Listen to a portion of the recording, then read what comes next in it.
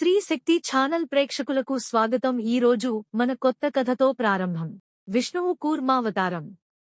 హిందూ ధర్మ పురాణాలలో శ్రీ మహావిష్ణువు యొక్క దశావతారాలలో రెండవ అవతారం కూర్మావతారం. కూర్మం అనగా తాబేలు. దేవదానవులు అమృతం కోసం పాలసముద్రాన్ని మథించడానికి మందర పర్వతాన్ని కవ్వంగా నిర్ణయించి పాలసముద్రంలో వేస్తే అది కాస్త ఆ బరువుకి పాలసముద్రంలో మునిగిపోతుంటే విష్ణుమూర్తి కూర్మావతారములో దానిని భరిస్తాడు. ఇది కృతయుగంలో సంభవించిన అవతారం.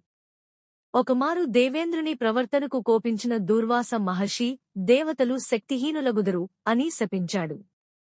అందువలన దానవుల చేతిలో దేవతలు పరాజయం పొందసాగారు.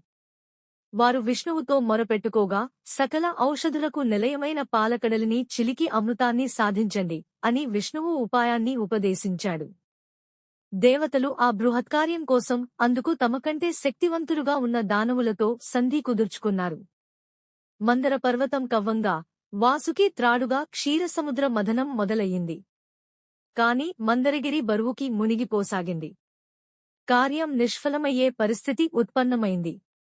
అప్పుడు శ్రీ మహావిష్ణువు కూర్మావతారమును ధరించి ఆ కొండను భరించెను. అలా దేవదేవుని అండతో సముద్రమథన కార్యం కొనసాగింది. ముందుగా జగములను నాశనం చేయగల హాలాహలము ఉద్భవించింది.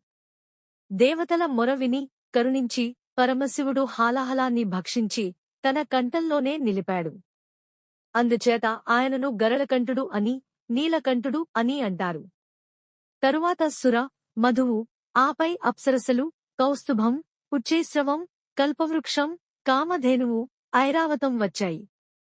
ఆ తరువాత త్రిజన్మోహిని అయిన శ్రీలక్ష్మీదేవి ఉద్భవించింది.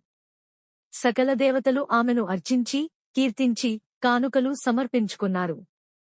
ఆమె శ్రీమహావిష్ణువును వరించింది.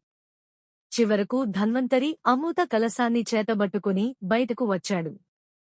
తరువాత విష్ణువే మోహినిగా ఆ అమృతం దేవతలకు దక్కేలా చేశాడు. ఇంతటితో కథ సమాప్తం. మరొక కొత్త కథతో కలుసుకుందాం.